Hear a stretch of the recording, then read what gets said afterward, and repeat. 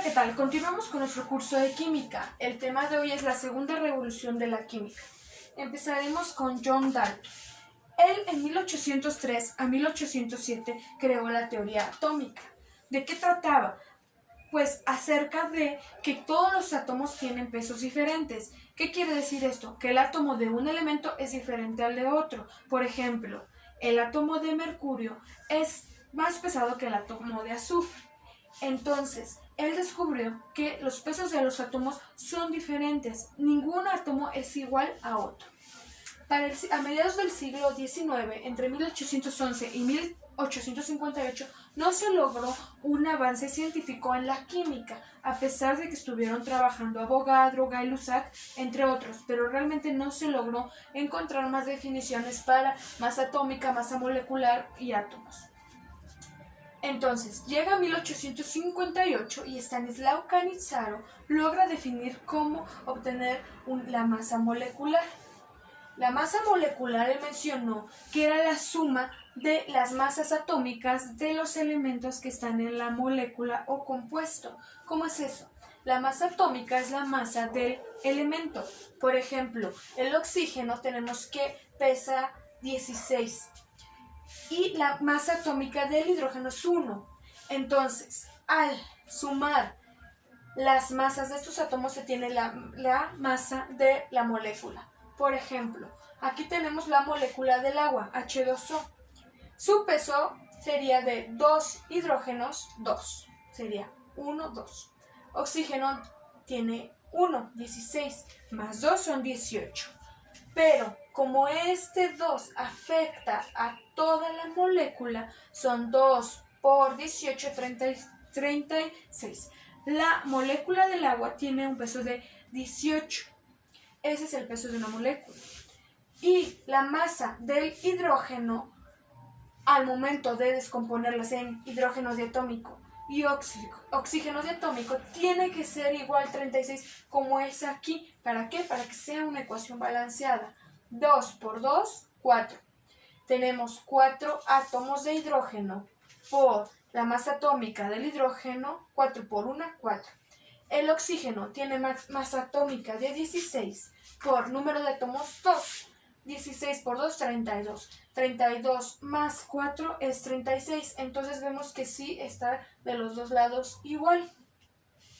¿Cómo lo hicimos nuevamente? Multiplicando y sumando sus masas atómicas.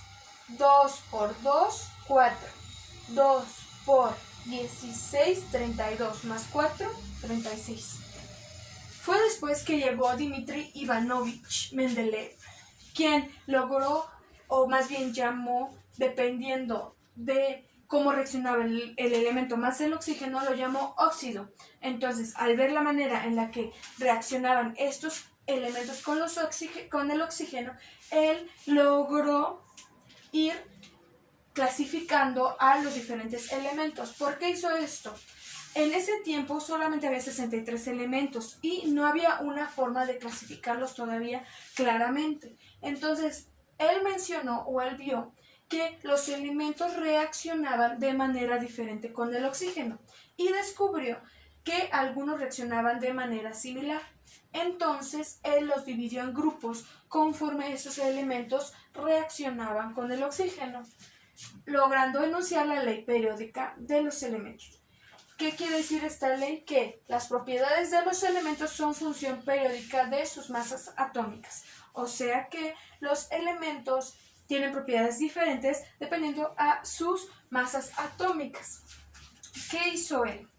Para poderlos dividir, él vio sus números de valencia. Descubrió que dependiendo del número de valencia del elemento era la forma con la que interactuaba con el oxígeno. Un ejemplo sería el grupo 1. Formó grupos del 1 al 8. Grupo 1. En este tenemos como ejemplo el agua. El agua es parte del grupo 1. R es el elemento. 2 sería el número de átomos que se necesitan para que pueda reaccionar con el oxígeno. Y O. Si vemos aquí se necesitan 2 átomos de hidrógeno para reaccionar con oxígeno. Entonces, vemos que el hidrógeno pertenece al grupo 1. Si vemos en la tabla periódica ahora, podemos notar que sí, que el hidrógeno pertenece al grupo 1. Otro ejemplo sería el carbono. Por ejemplo, el carbono es CO2. Entonces, él pertenece a este grupo. El dióxido de carbono sería el que pertenecería a este grupo, donde este sería CO2. ¿Por qué? ¿Por qué fue encontrando estas maneras? Como lo mencioné, fue determinándolo por su número de valencia. Si vemos, el hidrógeno tiene el número de valencia 1. Entonces se necesitan 2 átomos del hidrógeno para lograr completar el octeto con el oxígeno. Entonces ahí es como él vio cómo irlos dividiendo por lugares. Ahora volvemos al del dióxido de carbono. El dióxido de carbono tiene como número de valencia 4. Entonces él necesita compartir sus electrones con 2 oxígenos para lograr que se pueda haber una reacción. Entonces, o que pueda haber una molécula. Entonces, si vemos en la tabla periódica, el carbono está en el grupo 4. Así es como él fue viendo cómo ir dividiendo a los elementos de acuerdo a sus propiedades del número de valencia.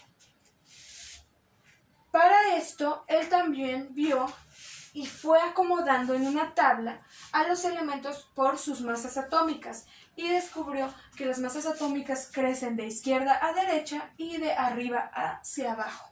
Entonces, él los fue acomodando en la tabla periódica. En el siguiente tema, que es la tabla periódica, vamos a ver cómo están realmente ya acomodados estos elementos químicos.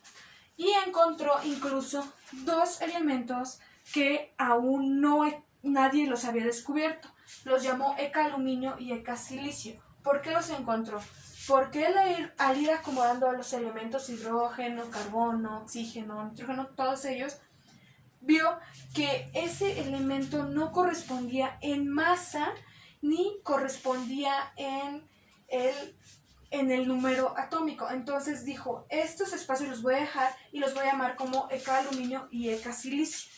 Estos componentes posteriormente se descubrieron y era el galio y germanio. Las propiedades que él definió fueron muy parecidas al elemento real que se encontró, que es el galio y el germanio. Esto posteriormente ya fue aceptado. Entonces es tal y como encontramos ahora a la tabla periódica. Como lo menciono, vamos a ver en el siguiente tema a la tabla periódica. Por el momento sería todo. Gracias, hasta luego.